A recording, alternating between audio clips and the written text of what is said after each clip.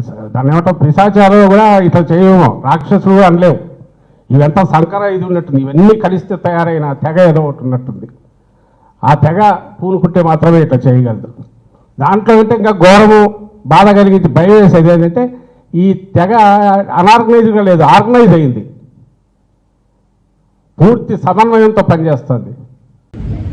ఏ మహిళలైతే కడుపు మంటకి గురై వేసేల రాజధాని అని ఎలా అయితే వాళ్ళకు అవమానం కలిగించినట్టు భావించి ఎంతమంది అయితే ఉద్యమించారో వాళ్ళ మీద ద్వేషం చిమ్ముతూ సజ్జల గారు చేసిన వ్యాఖ్యలు, వారు పిశాచులని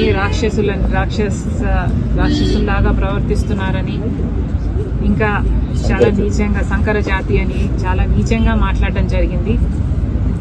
వాటిని కూడా కాంగ్రెస్ పార్టీ ఖండిస్తుంది.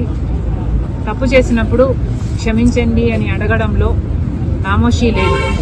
అలా కాకుండా మూర్ఖుల్లాగా చేసిన తప్పే మళ్ళీ మళ్ళీ చేస్తున్నారు.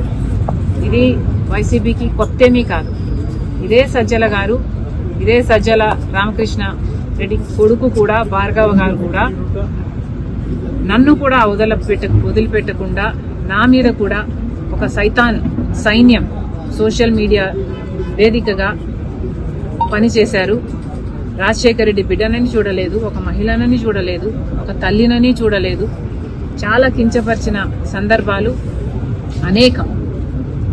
జగన్మోహన్ రెడ్డి గారు ఊతపదంలా చెప్తుంటారు, నా అక్క చెల్లెలు అని.